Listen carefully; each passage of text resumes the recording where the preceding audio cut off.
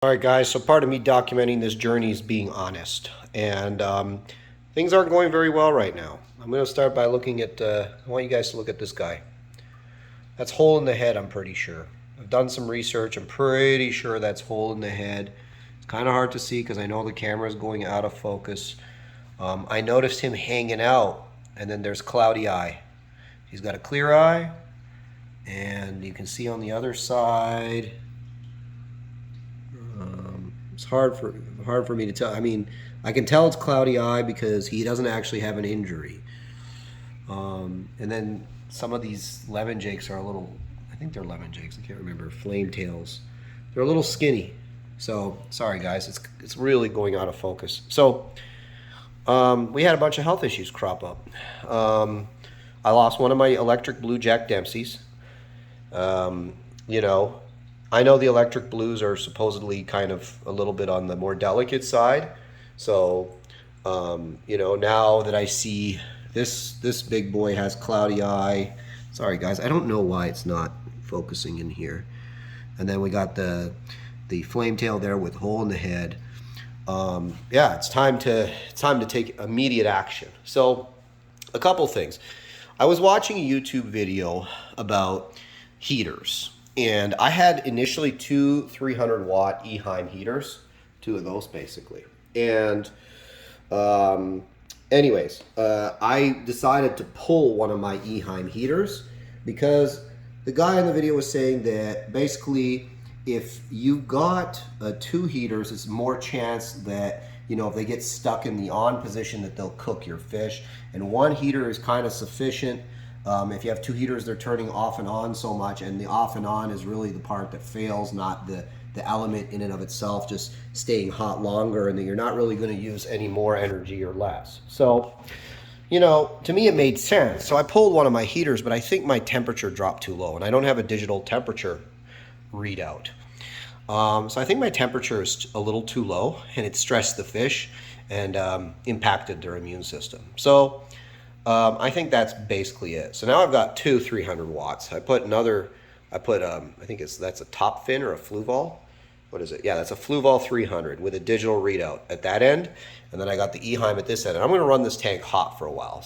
The other thing I did was I just did about a 80% water change. I pulled all the carbon out of my FX4 filter. And I dosed the whole tank with methylene blue. So I kind of went all out here. Now I do have metronidazole. I'm not going to dose right now with metronidazole. I'm going to kind of see how it goes. I have never dosed fish with metronidazole, so I don't want to just go ahead and do that. I mean, I'm sure it's pretty simple, but this is a pretty big tank. So as you can see, I have not filled it all the way. I'd say I got about 90 gallons in there right now. You know, so because I'm going to be doing another like 80% water change tomorrow, and then tomorrow night dosing methylene blue again, and I'm going to kind of watch this guy and I'm going to see what he looks like. And I'm also going to watch this guy over here, the big orange fish in the back, and see what he looks like. Now, because before I kind of figured out what the issue, and I'm not saying I figured it out, I'm going to run this tank hot. I'm doing a lot of water changes, even though, you know, my water readouts were all pretty good, and I'm on well water here, so we generally have really good water. You know, I'm just going to do a bunch of water changes just to keep the water nice and clear and clean, and hopefully we can get these guys through this. So I mentioned earlier I lost an electric blue Jack. I'm just going to turn on the light in here so you guys can see. Just give me a sec. So you guys may notice that the rocks, you probably won't, but if you look at my old video, the rocks are completely different. I went and bought a whole bunch more rock, and I wanted to make a bigger boulder pile. So I changed all the boulders, and I made a bigger boulder pile. And my electric blue Jacks, which were eating really well on my original setup, all of a sudden both of them disappeared and stopped eating. And disappeared, I just meant they were hiding a lot. So I thought, okay, maybe they're just eating, maybe I disrupted them, maybe they're just eating when I'm not around, like they're picking the food off the bottom, so on and so forth. I was kind of feeding a lot, right? Just to make sure. You guys can kind of see that cloudy eye there now, right? Yeah. And it's not an injury. I can tell because I have another fish that had a eye injury, right? So, and I'm pretty sure that is hole in the head. Anyways, yeah. So suffice to say that I have, I waited and I just kind of hoped that they'd get over the change in environment. But I'm thinking now it might have been water temperature as well as change in environment. Because again, I think my water parameters are actually pretty good. I think I was just running a little too cold and depressing the immune system, making them more susceptible to stuff. So what I did, well, one day I came in and I found one of the electric blue jacks dead in that corner. And that really broke my heart. I really liked those fish a lot. So I immediately pulled all the boulders down, caught the one electric blue, and threw him in a hospital tank that I set up over here. So you guys can see my little hospital tank. And because I did methylene blue, I pulled all the bamboo out, because apparently methylene blue kills all the plants. So I pulled all the bamboo out. So this is my electric blue jack. You can kind of see him, guys, there. He's hanging out. I don't know if you guys can see him. He's skinny, that's for sure. He's definitely not looking like how he looked. And he's been in here now for a few days. And he's doing, I've seen him eat. I have seen him eat. He doesn't come out to eat when I feed, which he was doing before, but he is eating. So I'm confident by keeping the water in here clean and, you know, getting him, you know, getting him nice and warmed up and everything else. I'm hoping that, you know, in a month or so, I can reintroduce him. We'll see. He's small, but you know, these guys are pretty tough guys. You know, they have no problem kind of fighting the other fish. Now there's another fish in here.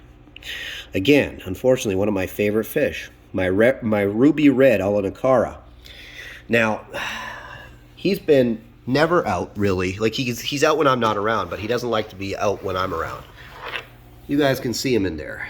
My ruby red Alanacara. Now, he used to be a pretty robust fish, and about a couple weeks ago, I noticed that there was a cloudy eye, right? And I wasn't sure whether it was an illness or an injury. So I pulled him out, and I bought this hospital tank for him, and I put him in this hospital tank. And he was the first one in here, actually. So he's in this hospital tank. I got a little, you know, bubbler on there with some biomedia in it. I actually have to do a water change on this tank tonight, which I will. And, you know, again, I'm running this tank a little hotter. I got the 300 watt in this little 40 gallon, which has probably only got about, you know, 32 gallons of water in there or something like that.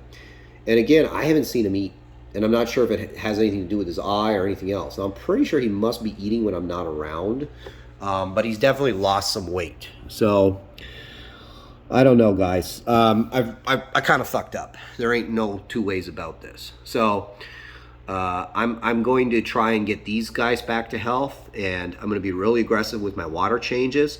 I'm probably going to do this tank methylene blue after, if it works well in there. I think I'm going to do 2 or 3 treatments in there.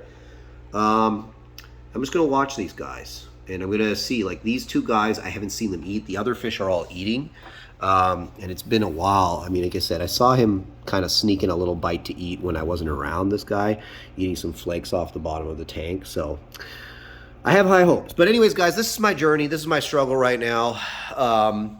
You know, I made some mistakes. This is why, you know, I guess it's not so easy, this stuff. So I'm going to figure it out. I'm going to make sure that I look after. Oh, see, there's a flake there. But normally he would have gobbled that up. And the fact that he hasn't, you know, and I can see his tummy's all kind of sunken in.